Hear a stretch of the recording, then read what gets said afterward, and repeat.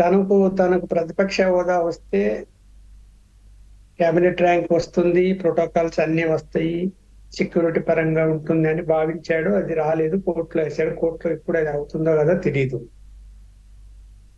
ఇప్పుడు తను full confident గా మళ్ళీ అధికారంలోకి వస్తానని నమ్మాడు. కార్యకర్తల్ని, నాయకుల్ని అందరిని నమ్మించాడు కూడా. ఇప్పుడు అందరు ఏమంటున్నారు, తప్పు మాది కాదు, మొత్తం ఓడిపోవడానికి కారణం జగన్మోహన్ రెడ్డిదే అని. ఎవరు వేరే రాజకీయ పార్టీల వాళ్ళు అనలేదు, వాళ్ళ రాజకీయ అవును. పార్టీల వాళ్ళే రోజు వీడియోలు చూస్తున్నారు. అంటే బాధ్యుడు ఆయన అయిపోయాడు అన్నిటికీ. అయినప్పుడు మరి జవాబు ఆయనే చెప్పాలి కదా అందరికీ. అందరికంటే వాళ్ళ కార్యకర్తలకు, మీరు అన్నట్టు వాళ్ళ నాయకులు, ప్రజలకు చెప్పకుండా పోనీ చెప్పాలి కదా. ఏమని చెప్తాడు? మొహం ఎక్కాలి కదా, ఎక్కడం లేదు ఆయన. అలాగే తనకు కూడా అభద్రత బాగుంది. ఏమో వచ్చిన జనం వాళ్ళు ఎవరు వస్తున్నారు, ఏం చేస్తారు లోపలికి వచ్చిన తర్వాత అన్నిది కూడా ఆలోచనలో ఉంటాడు. అసలు ముందు ఇక్కడ తాడేపల్లి ఉండకుండా అదామంటే బెంగళూరుకి ఎందుకు పోతున్నాడు అంటే అతనికి ఇక్కడ రక్షణ లేదు అని భావిస్తున్నట్టే కదా. అంటే అక్కడైతే ప్రాణభయమా? రక్షణ ఉంది. ఇప్పుడు అంత పెద్ద సెక్యూరిటీ పెట్టుకున్నా కూడా ఆందోళన చెందుతున్నాడు ఆయన, ప్రైవేట్ సెక్యూరిటీ ఉన్నా కూడా. అంటే మరి ఏం చెప్పాలి మనము? అంటే షాక్ నుంచి తేరుకోలేదా, లేకపోతే ఏమైనా ఆయనకి ఏమైనా ఇతర అనారోగ్య కారణాలు ఏమైనా ఉన్నాయా అన్నది తెలియదు. అయితే నేను ఒకటి ఊహిస్తున్నా, ఆయన ఓడిపోయినప్పుడల్లా, అంటే 2014లో ఓడిపోయినప్పుడు, గెలిచినప్పుడు మొన్న 2019లో లెక్కలు చూసుకోలేదేమో కానీ, ఓడిపోయినప్పుడు లెక్కలు చూసుకుంటాడు.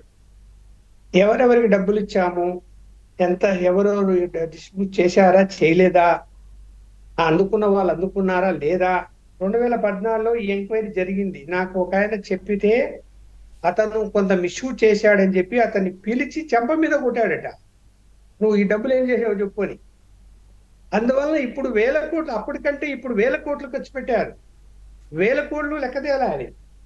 ఇప్పుడు ఆ లెక్కలు చూసుకుంటూ ఇంట్లో కూర్చుంటున్నాడు. ఏమో మరి ఎవరు తిన్నారు, ఏమైపోయి ఇంత డబ్బు, ఉప్పల లక్ష్మణ్ నీకు ఇంత పంపించాం కదా, నువ్వు ఎవరికి ఇచ్చావు, పలాని బానుకి ఇచ్చా, లేకపోతే ఇంకొకరికి ఇచ్చా, వాళ్ళకి ఫోన్లు చేసి మీకు ఎంత అందింది, ఇట్లాంటి లెక్కలు కూడా చూసుకునేటువంటి అవకాశం ఉందేమో నేను అనుకుంటా. ఎందుకంటే గతంలో జరిగింది అక్కడ 14. గెలిచినప్పుడు మన 2019లో ఏం లెక్కలు చూసుకోలే, గెలిచారు అయిపోయింది అని చెప్పి వదిలేసినట్టు సమాచారం ఉంది. ఇప్పుడు మళ్ళీ ఓడిపోయాడు కదా, అందులో ఇప్పుడు భారీగా ఖర్చు పెట్టాడు, భారీగా డబ్బులు ఫ్లోటింగ్ జరిగింది. ఎట్లా ఎంత జరిగిందంటే ఇంకా ఊహించలేము. మరి అంత డబ్బు ఎక్కడి నుంచి వచ్చింది, ఎవరెవరు సమకూర్చారు, మరి అవన్నీ బయటికి వస్తాయా అంటే ఎవరు బయటికి తీయాలి దాన్ని? కేంద్రంలో సిబిఐ బయటికి తీయగలుగుతాడా, లేకపోతే చంద్రబాబు నాయుడు గారు సిఐడిను, విజిలెన్స్ పెట్టి బయటికి తీయగలుగుతారా అంటే అసంభవం అది. ఎందుకంటే అంత సులభంగా లెక్కలు తేలవు, ఒకటో రెండో తేలితే తేలొచ్చేమో తప్ప. ఇప్పుడు ఆయన ఓడిపోయిన తర్వాత ప్రజా జీవనంలోనే ఉండాలి. తనే ఉన్నాడు ఆ మాట, నేను ప్రజా దర్బార్ జనంలో ఉంటాను అని చెప్పి. ఇవాళ కార్యకర్తలకే మొహం చాటేసి వెళ్ళిపోతుంటే, ఇంటి దగ్గర పోయిన, మీరు అన్నట్టు నేను ఇందాక విజువల్స్ కూడా చూశాను, ఇంటి దగ్గర పోయిన అభివృద్ధి. కార్యకర్తల్ని ఎలా ఎలా ఎంటబడ్డారో, సెల్ ఫోన్ పీకి ఇసిరి పారేశారు, అవన్నీ చూశారు. అంటే వీళ్ళందరూ ఎందుకు వస్తున్నారు? ఇప్పుడు పులివెందులకు ఓడిపోయిన తర్వాత వెళ్ళినప్పుడు మాకు బిల్లులు రాలేదు, మా డబ్బులు ఎవరిస్తారని సబ్ కాంట్రాక్ట్ లో తీసుకున్నటువంటి వాళ్ళందరూ కూడా ఇవాళ ఆందోళనలో ఉన్నారు. అలాంటి వారే అక్కడ ఇవాళ కూడా వచ్చుంటారని నేను భావిస్తున్నాను. ఎందుకంటే వాళ్ళు వాళ్ళు ఇప్పుడు చిన్న చిన్న కాంట్రాక్టర్లు ఇల్లు తాకట్టు పెట్టో, ఇంట్లో గోల్డ్ తాకట్టు పెట్టో పనులు చేస్తుంటారు, డబ్బులు వస్తాయని ఆశపడి.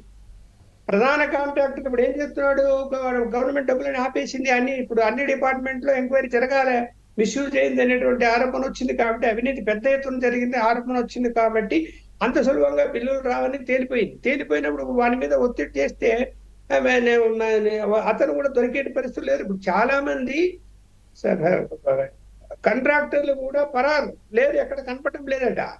ఎందుకు? ఈ సబ్ కాంట్రాక్టర్ల మీద పడతారు. వీని పరిస్థితి ఏంది? సూసైడ్ చేసుకోవాల్సిందే. ఎందుకంటే అన్ని తాకట్లు పెట్టి పనులు చేసుకుంటారు. ఎందుకు అంత ఆవేశంగా పోతున్నారు, ఎందుకు అడుగుతున్నారు, మా బిల్లులు రాలేదు మేము ఏం చేయాలంటే అని.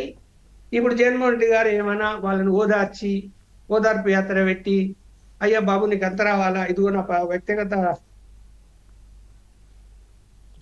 ఓకే. ఓకే, ఒక్క నిమిషం.